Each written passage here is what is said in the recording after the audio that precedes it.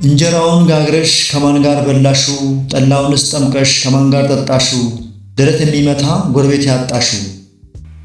ይህ ቃላዊ ግጥም ለምን አይነት ሴት የተገጠመ ይመስላችኋል? ጤና ይስጥልን። ይህ የስድስተኛ ክፍል አማርኛ ሞዴል ፈተና ቁጥር 3 ነው። ይህን ጥያቄ ለመመለስ ቀጥሎ ያለውን ምንባብ አንብቡ ወይም አዳምጡ። የምንባቡ ርዕስ ኦሎምፒክን በባዶ እግር ነው የሚለው። አበበ ቢቂላ ነሐሴ 30 1925 ዓመተ ምህረት በሰሜን ሸዋ አውራጃ ደነባ ልዩ ስሙ ጀቶ ከምትባል ስፍራ ተወለደ። ብላቴና አበበ እንደ አካባቢው ልምድ በረኝነትና በቄስ ትምህርት ተሰማርቶ በ12 ዓመቱ ትምህርቱን አጠናቀቀ። በዚህ በጨቅላ ዕድሜው ስመጥር የገና ጨዋታ ተጫዋች እንደነበር ይነገርለታል። በ1934 ዓመተ ምህረት አዲስ አበባ መጥቶ በክብር ዘበኛ በወታደርነት ይቀጠርና በገና ጨዋታ እና በስፖርት ራሱን እያዳበረ ቆየ። ወዲያው በ1936 ዓመተ ምህረት የአራት ልጆች እናት የሆነችለትን ወይዘሪት የውብዳር ወልደ ጊዮርጊስን አገባ። በህዳር ወር 1938 ዓመተ ምህረት በ16ኛው በሜልቦርን ኦሎምፒክ ላይ የተሳተፉ መለያ ስም የተጻፈበትን ልብሳቸውን ለብሰው ሀገራቸውን ወክለው የተወዳደሩትን ወጣቶች ባየ ጊዜ ምን ያክል ስሜቱን እንዳላቸው ተገረመ። እሱም እንደነሱ ለመሆን እንደወሰነ ይጠቅሳል።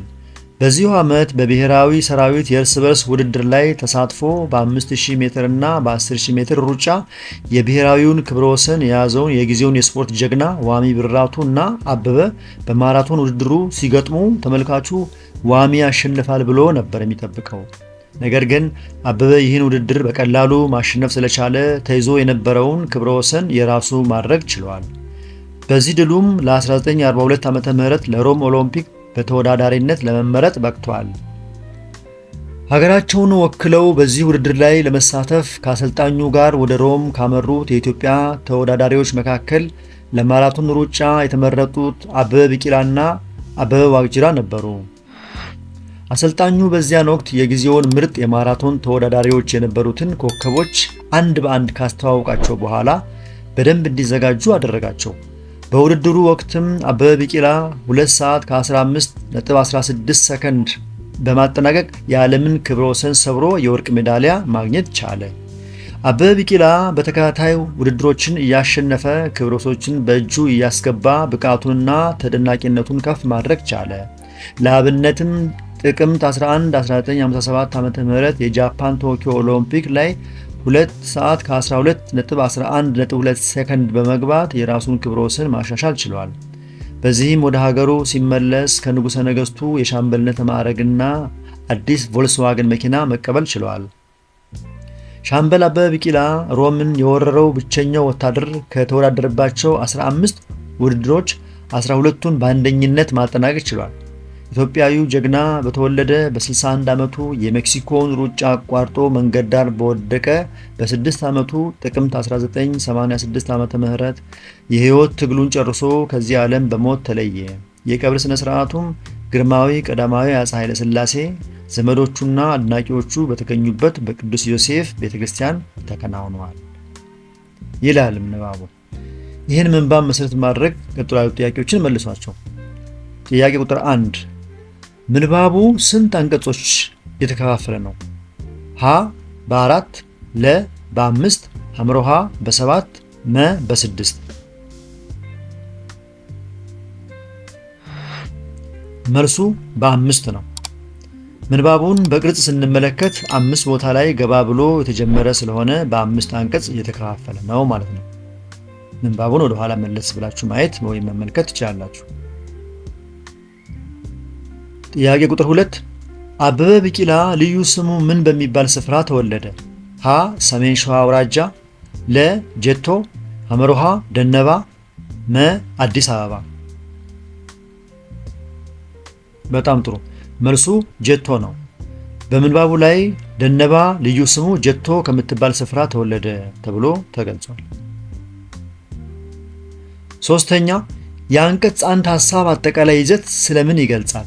ሀ ስለ አበበ ቢቂላ የድል ክብረ ወሰኖች፣ ለ አበበ ቢቂላ ስለ ተወዳደረባቸው ቦታዎች፣ ሐመሮሃ ስለ አበበ ቢቂላ የትውልድ ስፍራና አስተዳደግ፣ መ አበበ ቢቂላ ኢትዮጵያ ውስጥ ስላስመዘገባቸው ድሎች። መልሱ ስለ አበበ ቢቂላ የትውልድ ስፍራና አስተዳደግ ነው። የመጀመሪያው አንቀጽ ስለ ውልደቱ፣ ስለ ጀቶ፣ ስለ እረኝነቱና ስለ ትዳሩ የሚያወራ በመሆኑ ስለ ትውልድ ስፍራና አስተዳደግ ይገልጻል። ጥያቄ ቁጥር 4 በምንባቡ መሰረት ሀገራቸውን ወክለው ወደ ሮም ያመሩት የኢትዮጵያ ተወዳዳሪዎች እነማን ናቸው? ሀ አበበ ቢቂላና ዋሚ ቢራቱ፣ ለ ዋሚ ቢራቱና አበበ ዋቅጅራ፣ ሐመርሃ ኃይሌ ገብረስላሴና አበበ ቢቂላ፣ መ አበበ ቢቂላና አበበ ዋቅጅራ። መልሱ አበበ ቢቂላና አበበ ዋቅጅራ የሚለው ነው። ምንባቡ ለማራቶን ሩጫ የተመረጡት አበበ ቢቂላና አበበ ዋቅጅራ ነበሩ ይላል። ጥያቄ ቁጥር 5 በምንባቡ መሰረት ክብረ ወሰን ማለት ምን ማለት ነው? ሀ የተሻሻለ ድል፣ ለ ክብረ ነክ፣ ሐመርሃ ሽንፈት፣ መ ሽልማት። መልሱ የተሻሻለ ድል የሚለው ነው። ክብረ ወሰን ማለት ቀድሞ የተመዘገበን ውጤት በማሻሻል የሚመዘገብ ከፍተኛ ውጤት ማለት ነው። ከአማራጮቹ ውስጥ የተሻሻለ ድል የሚለው ለዚህ ይቀርበዋል ማለት ነው። በጣም ጥሩ። የተከበራችሁ የዚህ ቻናል ተከታታዮች እስካሁኑ ባለው ጥያቄና መልስ ላይ አስተያየትና ጥያቄ ካላችሁ አስተያየት መስጫው ላይ አስቀምጡ። ከተመቻችሁ ላይክ አድርጉ። ሌሎቹ እንዲደርሳቸው ከፈለጋችሁ ደግሞ ሳብስክራይብ እና ሼር አድርጉ። እንቀጥል። ጥያቄ ቁጥር 6 አትሌት አበበ ቢቂላ በባዶ እግሩ የሮጠው የት ነው? ሀ ሜልቦርን፣ ለ ሮም፣ ሐመርሃ ቶኪዮ፣ መ ሜክሲኮ። መልሱ ሮም ነው። የምንባቡ ርዕስ ኦሎምፒክን በባዶ እግር የሚል ሲሆን አበበ ያሸነፈውና ታሪክ የሰራው በሮም ኦሎምፒክ ነው። ጥያቄ ቁጥር 7 በምንባቡ መሰረት ታዋቂው አትሌት ከንጉሠ ነገሥቱ ያገኘው ማዕረግ ምንድን ነው?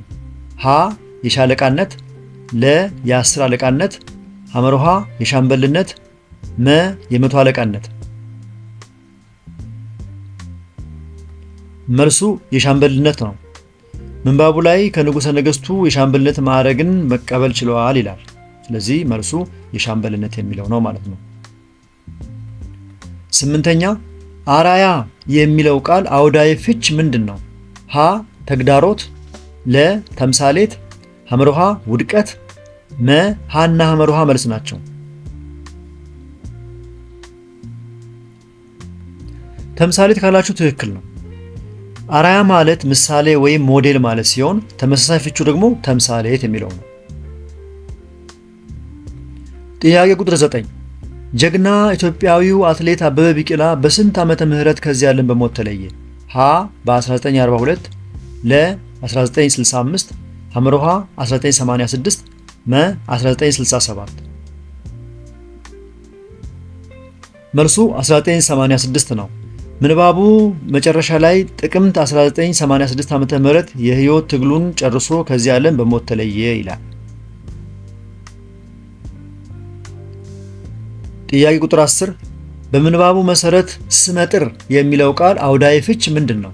ሀ ታዋቂ፣ ለ እርካታ፣ ሐመርሃ በበጎ ስራ የሚታወቅ፣ መ ሀና ሐመርሃ መልስ ናቸው። በጣም ጥሩ።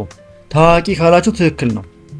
ስመጥር ማለት ስሙ የጠራ የታወቀ ወይም ዝነኛ ማለት ነው። 11ኛ ከሚከተሉት ስሞች መካከል የተጽኦ ስም የሆነው የቱ ነው? ሀ ወጣት፣ ለ እጽዋት፣ ሐመርሃ ሐሊማ፣ መ መምህር። መልሱ ሐሊማ የሚለው ነው። ምክንያቱም የተጽኦ ስም ማለት ለአንድ ለተለየ ግለሰብ ቦታ ወይም ነገር የሚሰጥ መጠሪያ ነው። ሐሊማ የአንድ ሰው መጠሪያ ስም ስለሆነ የተጽኦ ስም ነው። ሌሎቹ ግን ወጣት፣ እጽዋትና መምህር የጋራ ስሞች ናቸው። ጥያቄ ቁጥር 12 የጫት ነጋዴዎች መበራከት ለአደንዛዥ ዕፅ መስፋፋት የራሱ የሆነ አስተዋጽኦ አለው። የተሰመረበት ቃል ወይም አስተዋጽኦ አውዳዊ ፍቺው ሀ ተጽዕኖ፣ ለ ጥቅምና ጉዳት፣ ሐመርሃ አበርክቶ፣ መ ሀና ለ። መልሱ አበርክቶ ነው። አስተዋጽኦ ለሚለው ቃል ቀጥተኛ ተመሳሳይ ፍቺው አበርክቶ ነው። ምንም እንኳን በዚህ አረፍተ ነገር ውስጥ አሉታዊ ተጽዕኖ ቢኖረውም የቃሉ ፍቺ አበርክቶ ለማለት ነው።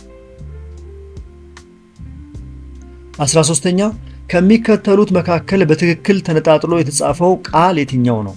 ሀ በመንገድ ኦቻ አችን፣ ለ በመንገዶች አችን፣ ሐመርሃ በመንገድ ኦች አችን፣ መ በመንገድ ኦች አች ን። መልሱ በመንገድ ኦች አችን የሚለው ነው። ቃሉ ሲተነተን በመስተዋድድ፣ መንገድ ግንድ፣ ኦች ብዙ ቁጥር አመልካች እና አችን ባለቤትነት አመልካች ተብሎ ነው። ስለዚህ በመንገድ ኦች አችን የሚለው ትክክለኛው መልስ ነው ማለት ነው። መልካም። ጥያቄ ቁጥር 14 ከሚከተሉት መካከል ጠብቆና ላልቶ ሲነገር የተለያየ ትርጉም የሚሰጠው የትኛው ነው? ሀ መድረስ፣ ለ መዳር፣ ሐመርሃ መናደድ፣ መ ሰጠ። መልሱ መዳር የሚለው ነው። መዳር ላልቶ ሲነበብ መዳርን ወይም ማጋባት ማለት ሲሆን ጠብቆ ሲነበብ ደግሞ መዳር ወይም ማግባት ማለት ነው። ለምሳሌ አቶ ገለታ ልጃቸው ለአቅመ አዳም ስለደረሰ መዳር ይፈልጋሉ፣ ልጃቸው እንዲያገባ ይፈልጋሉ ማለት ሲሆን፣ ሌላኛው ደግሞ ወይዘሮ ስንዱ የልጃቸው ያለ ዕድሜ መዳር አላስደሰታቸውም፣ ይሄ ደግሞ የልጃቸውን ማግባት ነው። ስለዚህ መዳርና መዳር በሚል በሁለት ላልቶና ጠብቆ ሲነበብ ትርጉም ይሰጣል ማለት ነው። ጥያቄ ቁጥር 15 ሶስተኛ መደብ ነጠላ ቁጥር ተባዕታይ ጾታን የሚገልጸው ተውላጠ ስም የቱ ነው? ሀ እሱ፣ ለ አንተ፣ ሐመርሃ እኔ፣ መ እኛ። መልሱ እሱ የሚለው ነው። እሱ ወይም እርሱ የሶስተኛ መደብ ነጠላ ቁጥር ተባዕታይ ጾታ መጠሪያ ነው። ሌሎቹ ግን አንተ ሁለተኛ መደብ ነው፣ እኔ አንደኛ መደብ፣ እኛ ደግሞ አንደኛ መደብ ብዙ ቁጥር ነው የሚወክለው። ስለዚህ ትክክለኛው መልስ እሱ የሚለው ነው ማለት ነው። ጥያቄ ቁጥር 16 በክርክር ዝግጅት መመሪያ ውስጥ የሚካተተው የቱ ነው? ሀ የመከራከሪያ ርዕሰ ጉዳይ መምረጥ፣ ለ ተገቢ ያልሆነ እንቅስቃሴ አለማድረግ፣ ሐመርሃ የዳኞችን ውሳኔ በጸጋ መቀበል፣ መ ክርክሩን ረጋ ባለ መንፈስ ማቅረብ። ጎበዝ። መልሱ የመከራከሪያ ርዕሰ ጉዳይ መምረጥ የሚለው ነው የሚካተተው። ጥያቄው ስለ ክርክር ዝግጅት ወይም ፕሪፓሬሽን ነው የሚጠይቀው። ርዕስ መምረጥ የዝግጅት አካል ነው። ሌሎቹ ግን በሐመርሃና በመስር የተቀመጡት የክርክር ስነ ምግባር ወይም የአቀራረብ ሂደቶች ናቸው። ጥያቄ ቁጥር 17 ሰብሉ አረም እስኪውጠው ለምን ይጠበቃል በሚለው አረፍተ ነገር ውስጥ ከተሰመረበት ሐረግ ጋር በትርጉም የሚመሳሰለው የቱ ነው? ሀ እስኪያሰምጠው፣ ለ እስኪሸፍነው፣ ሐመርሃ እስኪያፍነው፣ መ እስኪያደርቀው። መልሱ እስኪሸፍነው የሚለው ነው። አረም ሰብልን ዋጠው ሲባል በብዛት በቅሎ ሸፈነው ወይም ወረረው ማለት ነው። ጥያቄ ቁጥር 18 ፈሪ ጨነቀው ተርበደበደ፣ ጥይት ዘነበ እሳት ወረደ፣ ውረድ እንውረድ ተባባሉና አስደበደቡ ተፋፍቆሙና የሚለው ግጥም ለየትኛው ተስማሚ ነው? ሀ ሙሾ፣ ለ ልመና፣ ሐመርሃ እንጉርጉሮ፣ መ ፉከራ። መልሱ ፉከራ ነው። ምንም እንኳን ግጥሙ ፈሪን የሚተች ቢሆንም የጦርነትና የጀግንነት ወይም የፈሪነት ጉዳይን የሚያነሳው ግጥም በፉከራ ወይም በሽለላ ዘውግ ውስጥ ይመደባል። እዚህ ጋር ፈሪውን በመተቸት ጀግንነትን እያበረታታ ነው ማለት ነው ግጥሙ። 19ኛ ዳሽ ድንጋይ ለማንሳት አቅም የለውም በሚለው አረፍተ ነገር ክፍት ቦታ ላይ ሊገባ የሚገባው ገላጭ የትኛው ነው? ሀ ትልቅ፣ ለ ህዝቡ፣ ሐመርሃ ሌባ፣ መ እሱ። መልሱ ትልቅ ነው። ባዶ ቦታው ላይ መግባት ያለበት ገላጭ የድንጋዩን አይነት የሚገልጽ ገላጭ ወይም ቅጽል ነው። ትልቅ የሚለው ቃል ድንጋዩን ይገልጻል ማለት ነው። ጥያቄ ቁጥር 20 የሰባ የከብት ስጋ አዘውትሮ መመገብ ለደም ግፊት በሽታ ያጋልጣል። ለተሰመረበት ቃል በፍቺ ተመሳሳይ የሆነው የቱ ነው? ሀ ጥሬ፣ ለ ለጋ፣ ሐመሮሃ ጮማ፣ መ የበሰለ።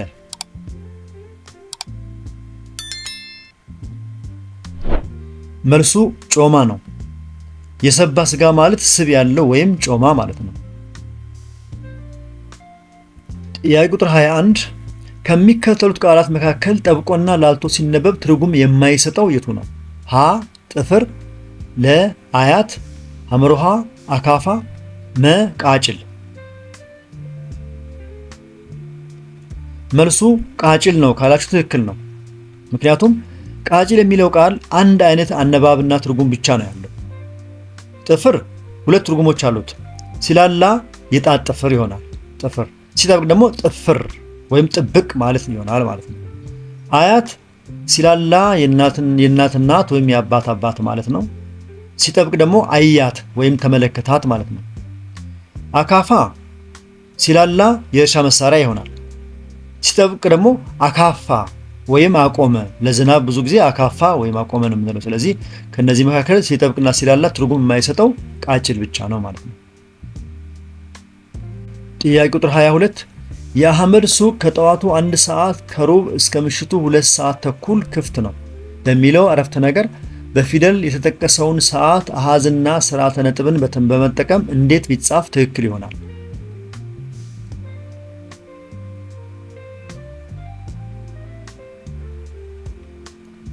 መልሱ ሐመሮሃ ላይ የተቀመጠው ነው። 1 ይጻፍና 2 ነጥብ ከዛ 15 ከዛ እስከ ምልክት አለ 2 ከዛ 2 ነጥብ ይቀመጥና 30 ይሆናል ማለት ነው። በአማርኛ ሰዓትና ደቂቃ በ2 ነጥብ ነው የሚለያየው እርስ በርስ እንጂ በነጠላ ሰረዝ ወይም በነቁጥ ወይም በይዘት አይለያየም።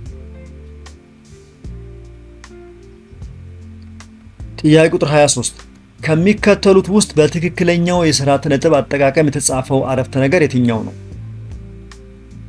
ሀ ናኦድ ሰላምና ሮማን ወደ ትምህርት ቤት ሄዱ። ለ ናኦድ ሰላምና ሮማን ወደ ትምህርት ቤት ሄዱ። ሐመሮሃ ናኦድ ሰላምና ሮማን ወደ ትምህርት ቤት ሄዱ። መ ናኦድ ሰላምና ሮማን ወደ ትምህርት ቤት ሄዱ። መልሱ ናኦድ ሰላምና ሮማን ወደ ትምህርት ቤት ሄዱ የሚለው ነው መ ላይ የተቀመጠው። ዝርዝር ሲጻፍ ናኦድ ብሎ ነጠላ ሰረዝ ቀጥሎ ሰላምና ብሎ አያያዥ ስላለ ነጠላ ሰረዝ አይገባበትም። ስለዚህ ትክክለኛው መልስ መ ላይ የተቀመጠ ነው ማለት ነው። ጥያቄ ቁጥር 24 እንጀራውን ጋግረሽ ከማን ጋር በላሹ? ጠላውንስ ጠምቀሽ ከማን ጋር ጠጣሹ? ደረት የሚመታ ጎረቤት ያጣሹ። ይህ ቃላዊ ግጥም ለምን አይነት ሴት የተገጠመ ይመስላችኋል? ሀ ደግ በመሆኗ ለቅሷ ለደመቀላት ሴት፣ ለ ክፉ በመሆኗ ለቅሷ እንደ ነገሩ ለሆነላት ሴት፣ ሐመሮሃ ዘመድ አልባ ሆና አልቃሽ ላጣሽ ሴት፣ መ ሁሉም።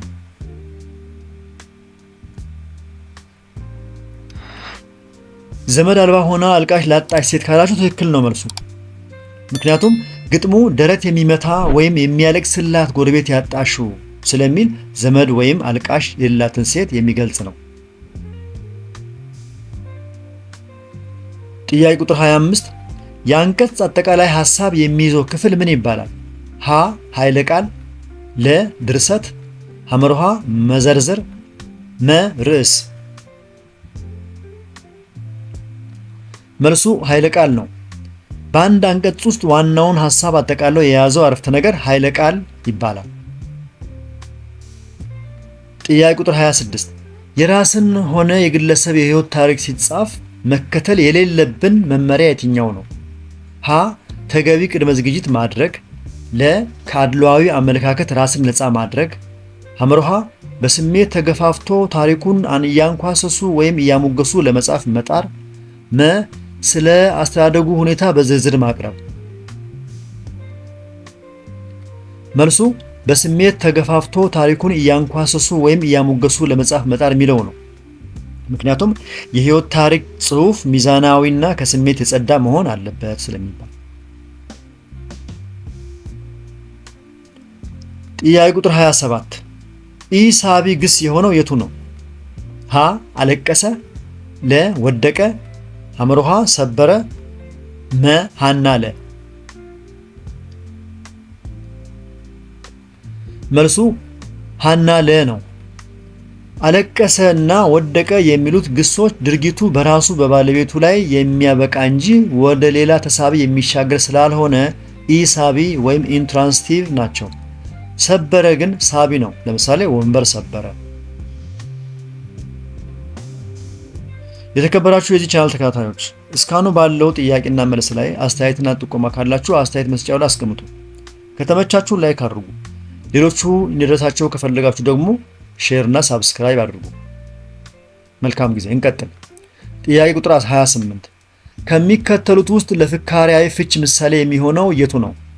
ሀ የሱፍ በትምህርቱ እሳት ነው። ለ የሱፍ እሳት አቃጠለው። ሐመርሃ የሱፍ እሳቱን አጠፋው። መ ሁሉም መልስ ናቸው። መልሱ የሱፍ በትምህርቱ እሳት ነው የሚለው ነው። እሳት ነው ሲባል ጎበዝ ነው ወይም ፈጣን ነው በሚል ፍካሪያዊ ትርጉም ይታወቃል። ጥያቄ ቁጥር 29 ፍቅርተ ጓደኛዋ ያቀበለቻትን ኳስ መታች በሚለው አረፍተ ነገር ውስጥ ስንት ግስ ይገኛል? ሀ 1፣ ለ 2፣ ሐመርሃ 3፣ መ 4። 2 ካላችሁ ትክክል ነው። በዚህ አረፍተ ነገር ውስጥ 2 ግሶች አሉ። እነሱም ያቀበለቻትን ማቀበል አንድ ግስ ነው እና መታች ወይም መምታት ሌላኛው ግስ ነው ማለት ነው። ስለዚህ በአጠቃላይ 2 ግሶች አሉበት። ጥያቄ ቁጥር 30 ነብር ሆነ ለሚለው ፈሊጣዊ አነጋገር በትርጉም የሚስማማው የቱ ነው? ሀ ተቆጣ፣ ለ ተደሰተ፣ ሐመርሃ አዘነ፣ መ ፈገግ አለ። መልሱ ተቆጣ ነው። ምክንያቱም ነብር ሆነ ማለት በጣም ተናደደ ወይም ተቆጣ ማለት ነው። ጥያቄ ቁጥር 31 ከሚከተሉት ውስጥ ለነጠላ አረፍተ ነገር ምሳሌ የሆነው ሀ አቢጌልና ትርሲት ሙዚቃ ይወዳሉ። ለ ናታን የሰበረው ወንበር ጥገና ተደረገለት። ሐመርሃ ልጁ ምሳውን በልቶ ወደ ክፍል ገባ። መ ፍርቱና እናቷ ስለመጡ ተቀበለቻቸው። መልሱ አቢጌልና ትርሲት ሙዚቃ ይወዳሉ የሚለው ነው። ምክንያቱም አቢጌልና ትርሲት ሙዚቃ ይወዳሉ የሚለው አንድ ባለቤት ምንም እንኳን 2 ስሞች ቢኖሩትም እንደ አንድ ነው የሚቆጠር እና አንድ ማሰሪያ ግስ ስላለው ነጠላ አረፍተ ነገር ነው። ሌሎቹ ውስብስብ ናቸው ማለት ነው። ጥያቄ ቁጥር 32 ከሚከተሉት መካከል ቅድመ ግንድ ቅጥያ ብቻ ያለው የቱ ነው? ሀ ልጆች፣ ለ ቤታችን፣ ሐመርሃ ስለሄደ፣ መ ስለመጣች።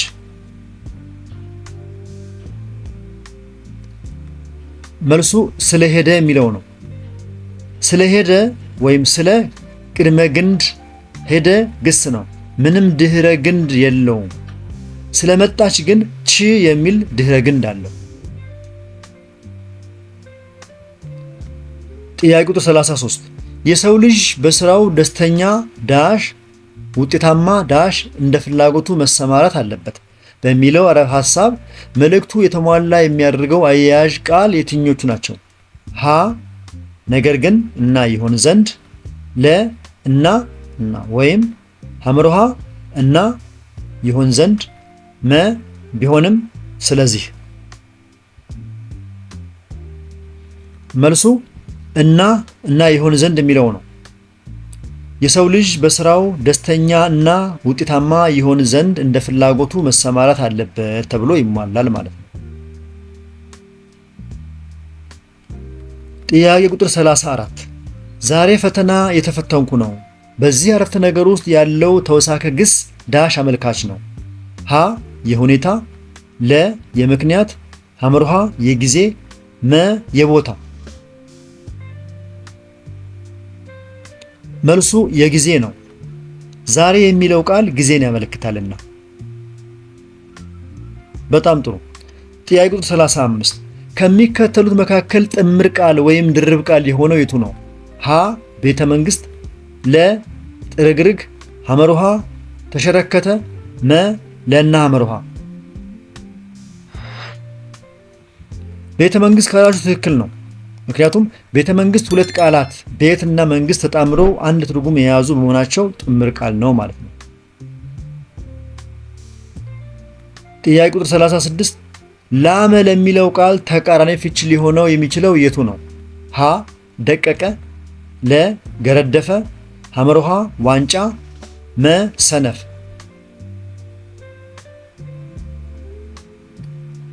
መልሱ ገረደፈ ለሚለው ነው። ላመ ማለት በጣም ደቀቀ ወይም ለሰለሰ ማለት ሲሆን ተቃራኒው በከፊል የተፈጨ ወይም ሻካራ የሆነ ማለትም ገረደፈ ወይም ግርድፍ የሚለው ነው።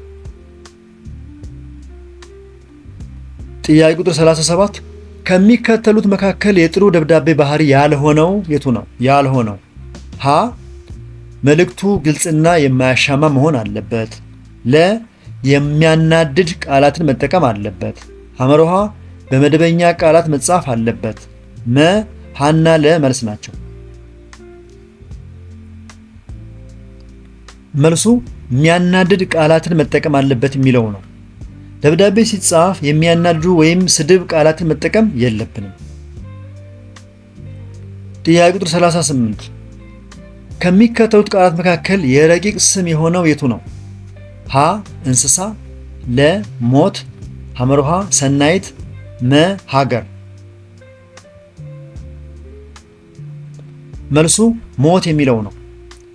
ሞት በእጅ የማይዳሰስ በአይን የማይታይ በሀሳብ ብቻ የሚገለጽ ረቂቅ ስም ወይም አብስትራክት ናውን ነው ማለት ነው። ጥያቄ ቁጥር 39 የቀለም ቀንድ ለሚለው ቃል ተመሳሳይ ትርጉም የያዘው የቱ ነው? ሀ ምሁር፣ ለ ብዕር፣ ሐመሩሃ ዋንጫ፣ መ ሰነፍ። መልሱ ምሁር ነው። የቀለም ቀንድ የሚለው ፈሊጣዊ አነጋገር በጣም የተማረ ወይም ምሁር ሰው ማለት ነው።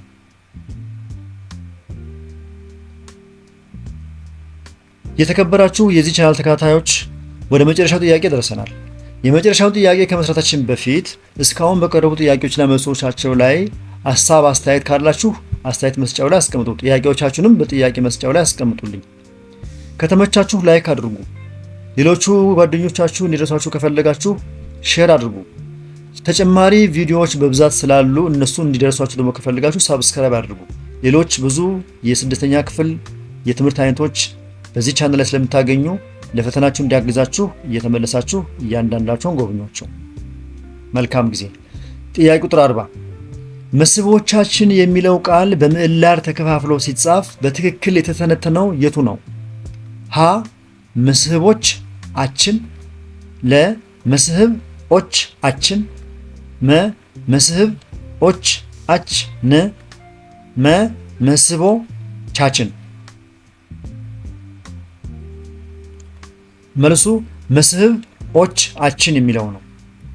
ምክንያቱም መስህብ ግንድ ነው፣ ኦች ብዙ ቁጥር አመልካች ነው፣ አችን ደግሞ የኛ ወይም ባለቤትነትን የሚያሳይ ነው ማለት ነው።